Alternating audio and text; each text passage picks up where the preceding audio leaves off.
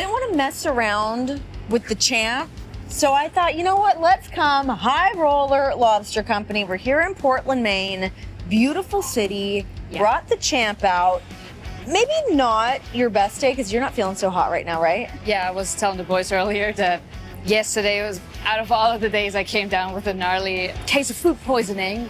So I've been having... hear that? Some seafood. Yeah, raw oysters all day.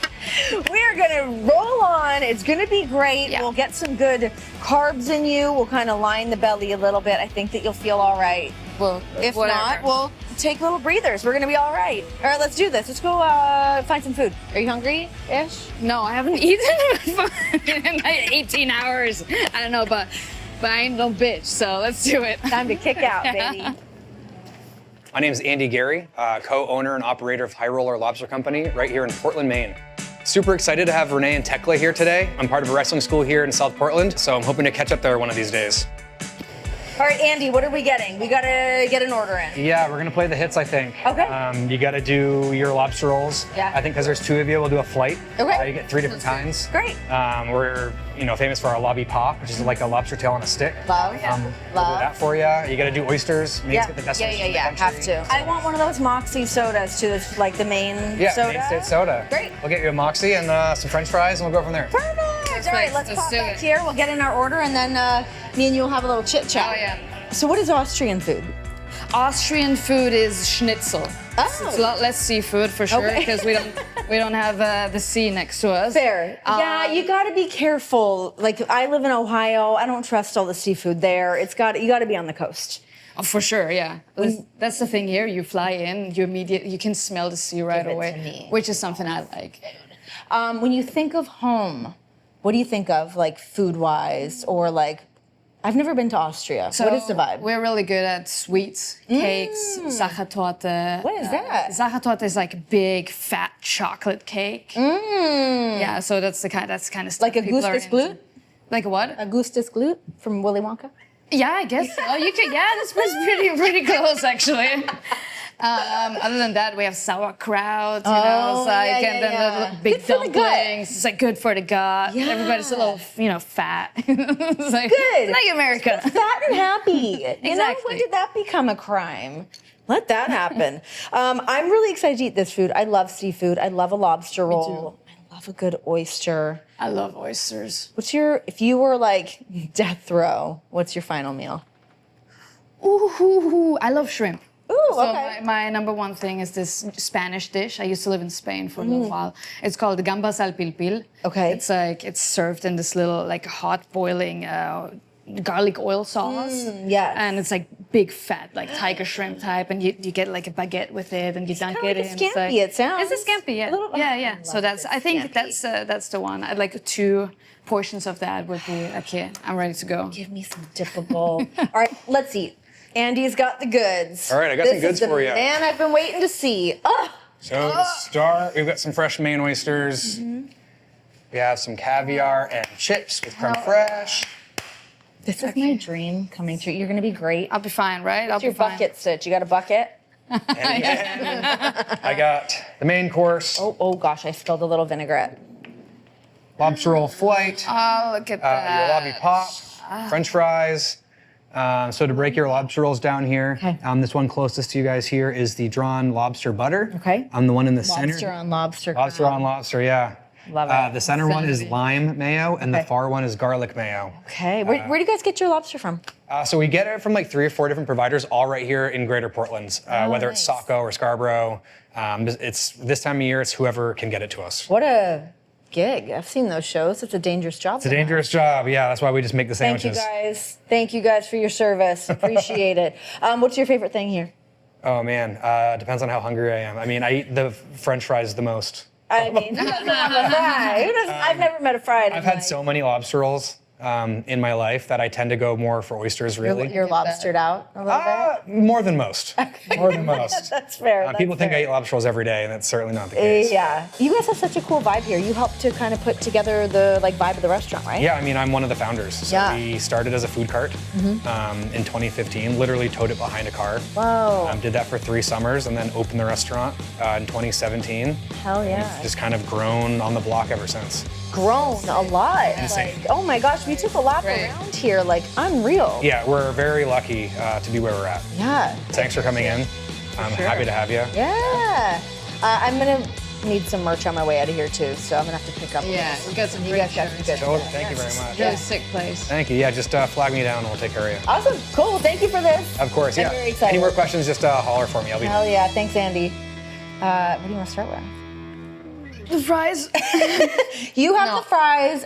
You don't want to shoot an oyster, do you? I love oysters usually. Like Yeah. seafood dinner is my thing, especially like these it couple good? of months. That's my go-to usually. Mm-hmm. I think today I'm gonna start with the lobster roll. I Play think it that's like safe. some bread, some lobster. Or Play it safe. I I will, for yeah. everybody's sake here, I will shoot the oyster. oysters. You know what? I'm sad for you because I know that you would love to participate, but hey, sometimes I'm a big foodie too, actually. Like I love to eat. you cook. I do cook. Yeah. I do cook. I've been cooking a little less lately, but I used to. Why, you're not busy or anything, are you? Oh no. It's got all the time in the world. All right. I also haven't eaten anything yet today, so let's line the belly with some raw food. Oh my god, that vinaigrette's awesome. I might like if this works, then Yeah. I might finish off We'll build with up some to it. oysters. We Like can build up to it. All right, I dig it. You were one of the most eclectic people I've ever met. I feel like I sit down to these and I'm like, oh, I can't wait to interview this person and blah, blah, blah, blah. I've truly been very excited to talk to you. I've been wondering when you were gonna actually ask me out. Today, well, you know what? This was a better one because sometimes we just do them at the arena. Right. Now we get food, we get to hang out, we get a get the little ambiance. ambiance, we got a little Nickelback in our ears, in the back of the kitchen. Okay, growing up in Austria, we kind of got a little backstory on that. I want to kick things off hot here. What happened in Stardom? What happened? What? I have no idea what you're talking about. What do you mean? But what happened? You got fired. You're attacking people. Yeah, I think things got a little out of control. I have to say also. I was doing pretty well in Stardom, and I took a little break to work on my art and heal some injuries. And then when I came back after a couple of months, I was like, you know what, this kind of, it's like there's a bunch of stuff like this. Living in Japan and working for different companies, I've been always a little shocked by all the girly stuff and the idol culture and then just like the baby, the children's outfits and the voices and the pink and everything. That's really not me. So I started to focus It on. would be shocking to see you. Yeah, I know. But you can pull it off. Oh, I can pull anything off, but it would be shocking. I think not a great role model, But I started to focus on getting after these girls that I thought weren't, were the opposite of me and what I stand for. Yeah. And then kind of one thing led to another, and then out of a miscommunication type of thing, I think I ended up smacking one of the camera girls in the face with a leather belt. And then they suspended me, and then they had me pay a penalty, and I wouldn't pay that, and then I got suspended 2 more times, So that's how it goes. And then they fired me eventually. How different is the culture coming from Stardom over to America, over to AEW? You kind of show up with this aura and this, this sort of. People don't know what to expect from you.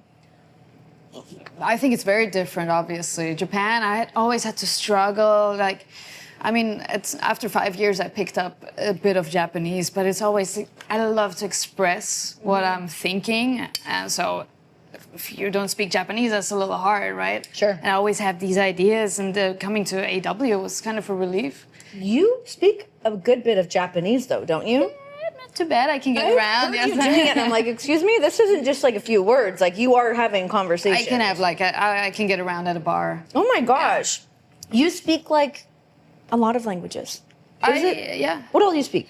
So German is my main language. Yeah. Then English. I lived in Spain, so Spanish is my third, and then Japanese. My mom is from Georgia. It's a little country next to Russia. Oh, okay. So they speak Georgian. It's another whole thing. But What is that?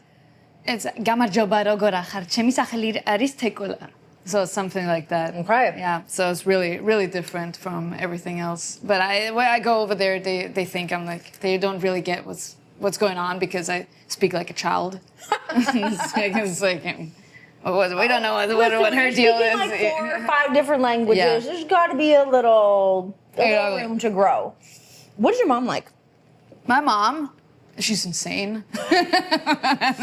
In the best way possible. I mean, I imagine you are an eclectic woman. You must come from an interesting family. She's very wild, yeah. Like me and her, when we're next to each other, people go like, oh, okay. Get it. Oh, yeah, get it. Yeah. Do you have siblings?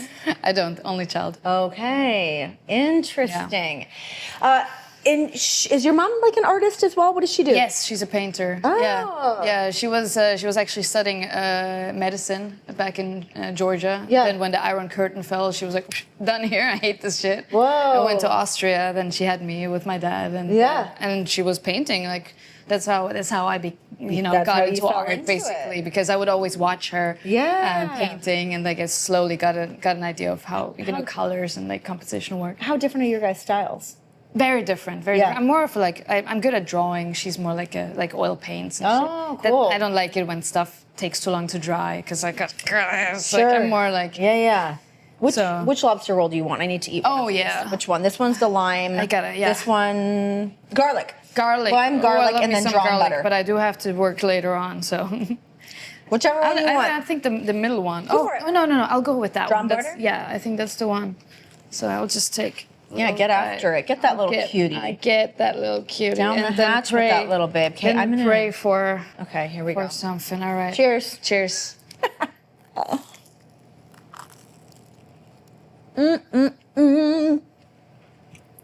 That's good. It is amazing. You know what? The lime is good. I That's good wouldn't too. have necessarily gone for the lime. The lime is a hell of a choice. Gives a little bit of freshness. I like stuff with like mayo on it too usually, but today I'm my taking gosh. keeping it safe. Yeah, you gotta play it a little bit safe. That's good though. Okay, so you Taking this to go, by the way. I'm taking a lot of Just things so to you go. know, yeah. I want to be eating. I want to bring this like home with me. You're a painter, musician. What kind of music do you do? Punk, but like fast, obnoxious, speed punk. What do you listen to? I listen to all sorts of stuff, but playing, I really like the simple stuff because I'm just shit at guitar. So I'm good at writing songs, but I just had to, come up with.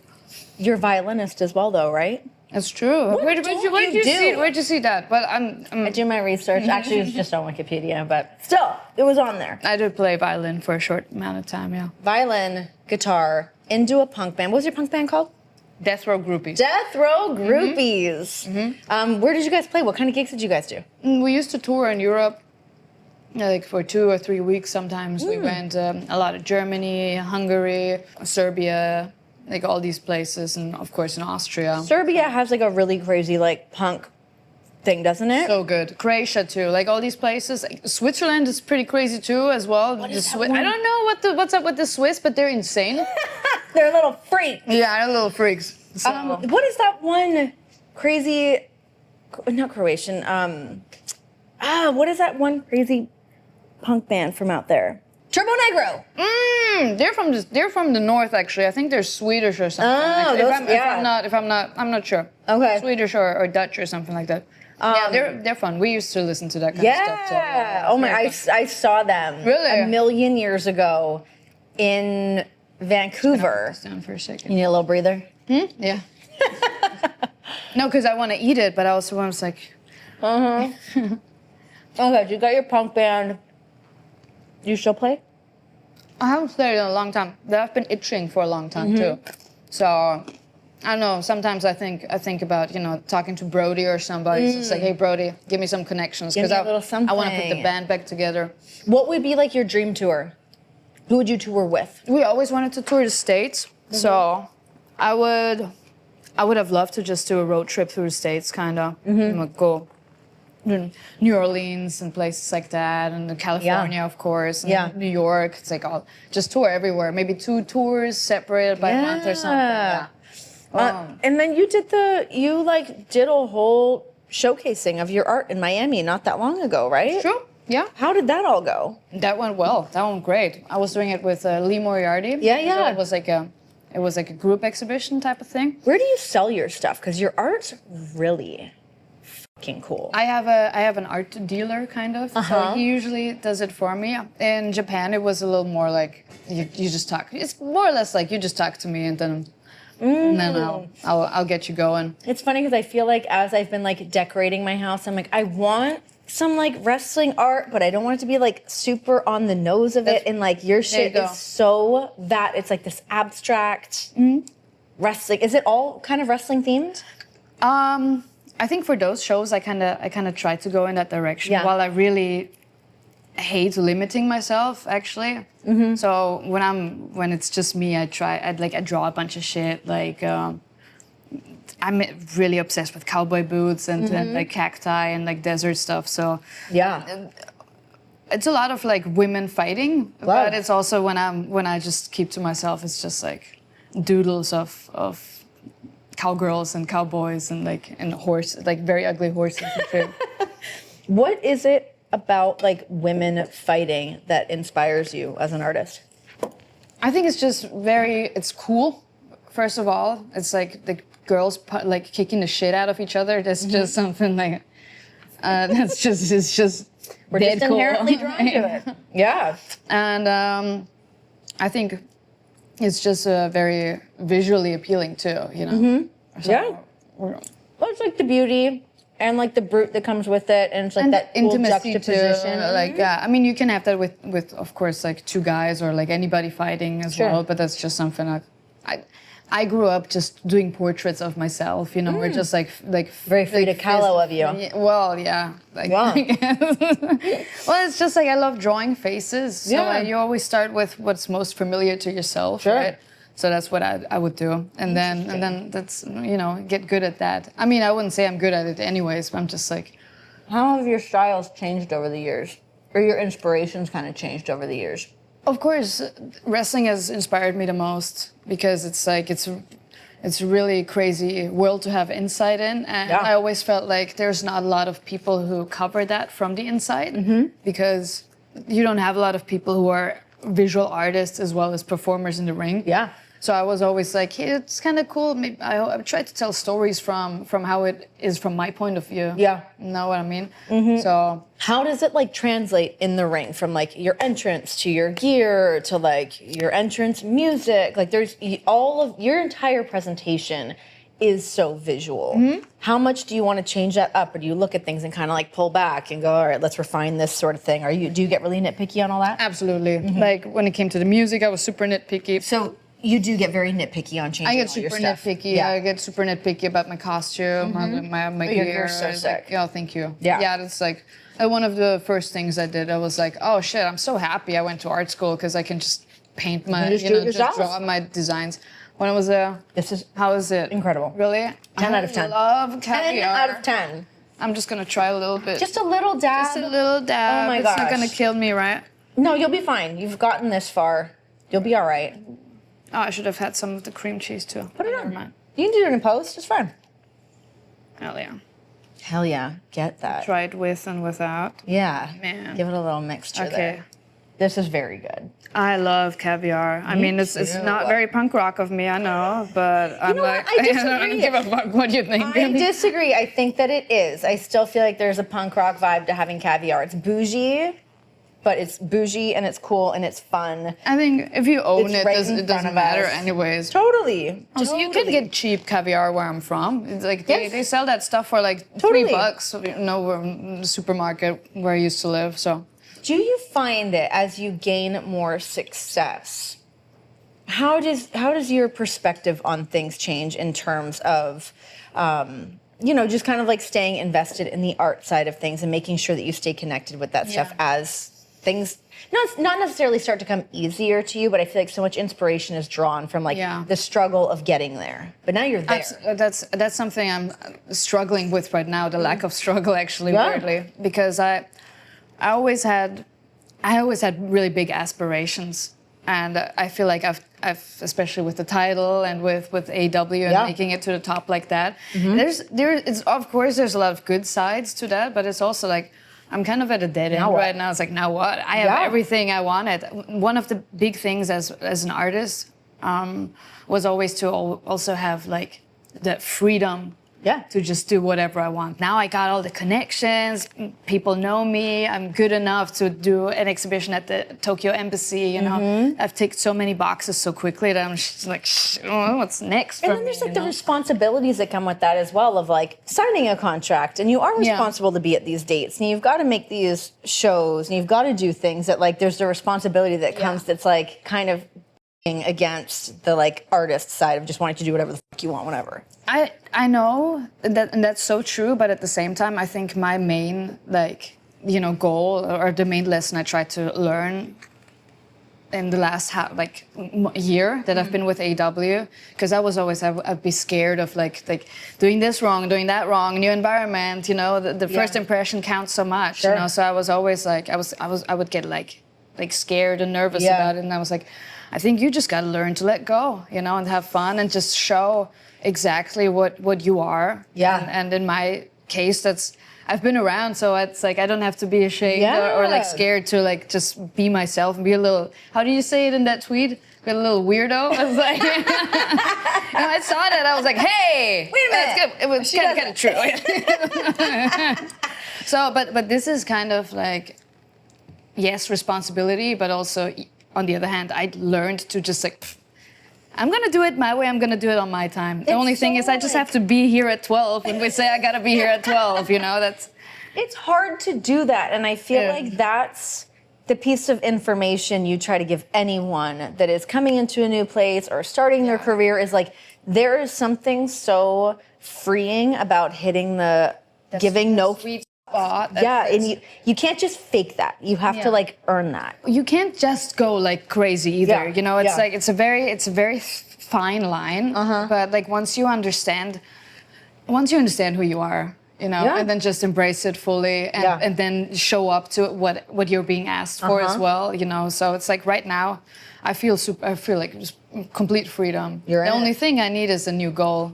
That's for sure. Because I'm already here, and I was like, shit, what happens after this? You know? So Double or Nothing, you are now in a 4-way matchup, your title on the line. Odds are statistically not in your favor. Going into this match, champ doesn't have to be pinned. True. So maybe that will be a spot for a new goal. I mean, what do you do after that? Whether you retain or you I'm also a realist, so I can see that I'm still the hottest and best out there right now. So it's like I'm not questioning this at all. Like just because I'm saying like, wow, I got it so quick. It's like, but I didn't get it. It's not like earned. You know what I mean? Sure. So I don't see any of the other three actually beating me. I think 2 of them will take each other out, and the third one is like is figuring something else out right now. So I'll just. You know, pick up the leftovers as I always do. Pick apart the pieces. Yeah. Is there anyone that you feel like you've got to keep your head on a swivel a little bit more with during that match? Ooh, I gotta be careful because definitely Chris and Jamie I've beaten before, so I feel like they have an eternal grudge on me, you know. You gotta I gotta be careful. I know how to push their buttons, and I like to do that. So they nobody is. I think. They really throw me around. Yeah, there's no tomorrow. Yeah, they're strong girls. Yeah, so I gotta make sure that I don't push too many of them buttons. Other than that, Sheeta is tricky. So she just got a little snake thing going on. So, but I still think that Sheeta and Stat are gonna. They got some. They might eliminate stuff each other going on there. Yeah, I think. Well, but we don't know. Sheeta is, I have to say, I like her a little bit because she's playing a game by her own rules. So we'll see. I got to be aware of all of them. Of course. And again, the strategy coming into a match like this, like we said, like champ does not have to be pinned in order for you to lose that title. I mean, you obviously have to be thinking that coming into this match, but is there a strategy you got to put in play to give you some kind of an advantage? I have tons of experience with 4-way matches. Also, I always do my research on everybody. So, like I'm really good at laying low and then finding my opening. I think I'm just gonna watch them take each other out and then get in there and wait for one of them to show their really weak side. Work smarter, not harder. Exactly. That's what they exactly. say. Yeah. You, Chris Statlander, Sheeta, Jamie Hayter. Dumb bitch, dumb bitch, dumb bitch. I'm left. Yeah, they're all dumb bitches. So it's AEW. What can I say? You know, I love it there, but this place is full of dumb bitches.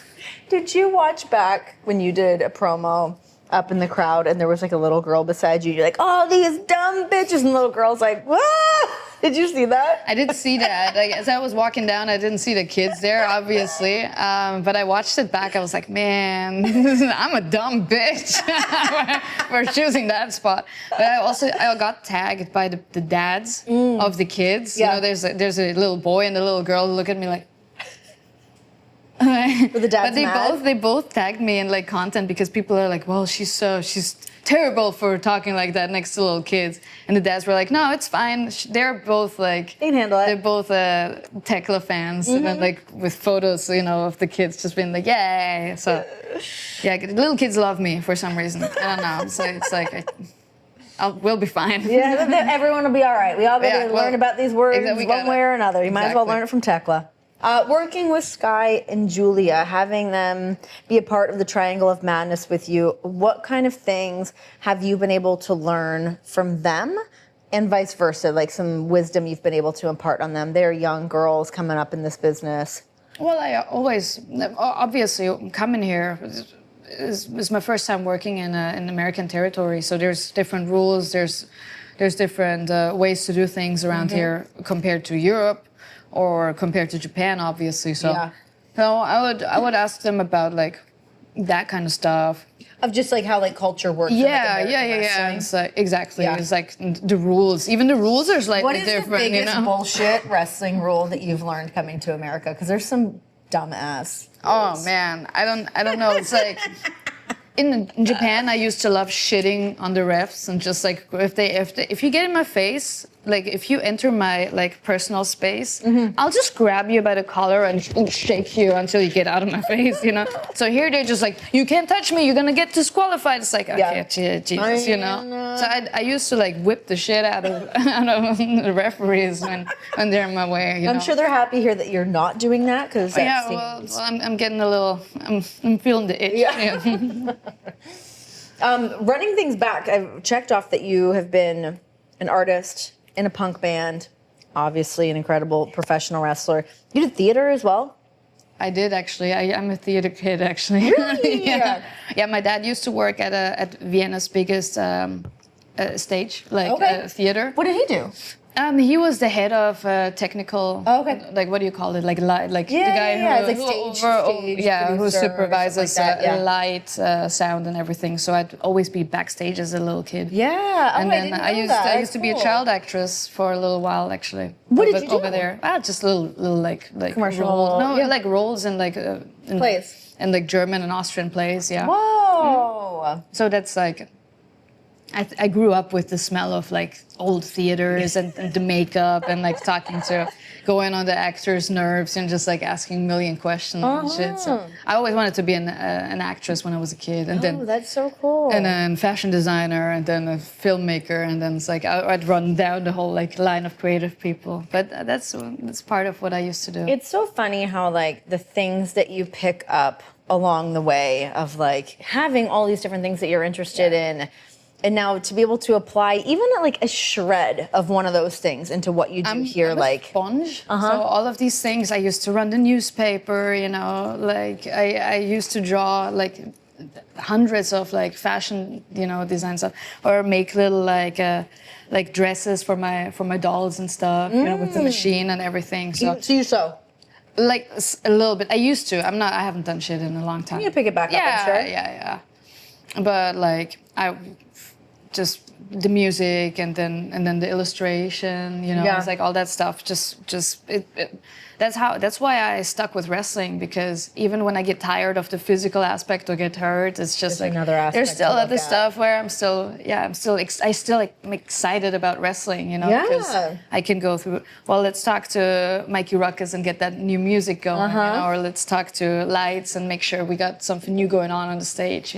I grew up with that stuff, and it just stuck with me. I don't really forget any of that stuff. Yeah.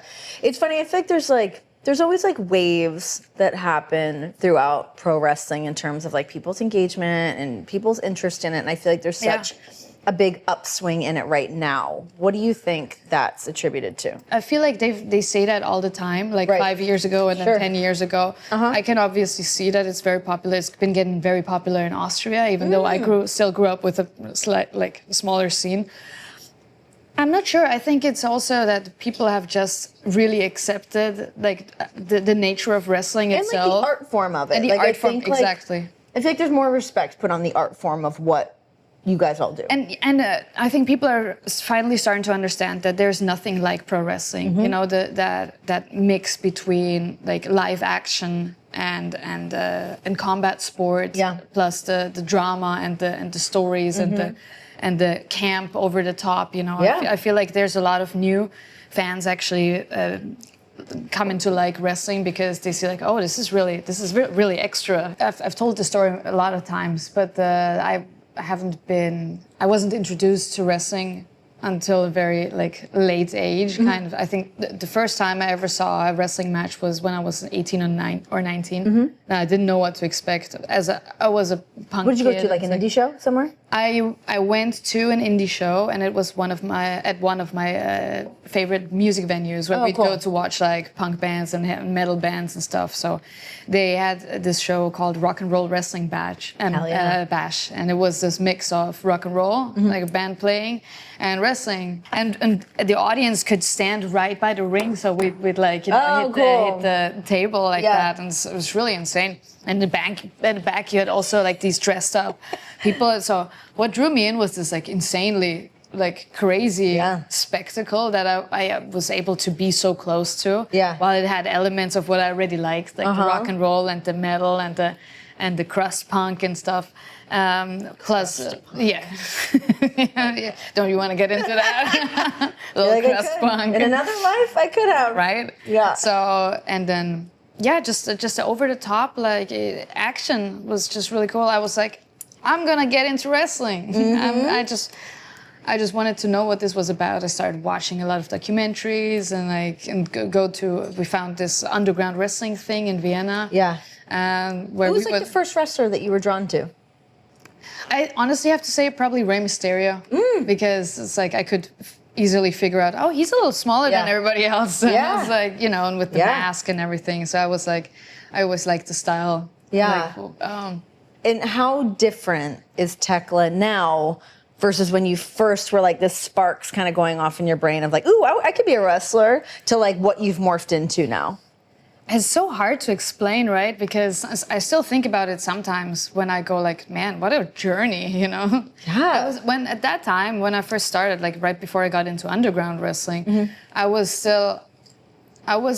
always taking it seriously, but seriously as a hobby, it's like, or not even as a hobby, it was part of my, people who know Thekla know that she draws comics, she plays in a punk band, she's an artist. What was your main thing at that point though? Before wrestling became your main thing, what was like? I was going to university, so I was training I was gonna become an artist, like a visual artist. Which you did. Which I did, yeah. But at that time, I was still like lost. I was like, because I hated the idea of being like professional like that. Like it's all about like money and talking a bunch of bullshit that nobody understands. It's like, oh, I painted this picture because I liked how things flow when you're in a flow state. It's like that kind of like It's kinda just like bullshit. Yeah, Exactly. So I was always like, I would hide in sound studio and play music, or I'd draw like dirty comics and stuff. And Ooh.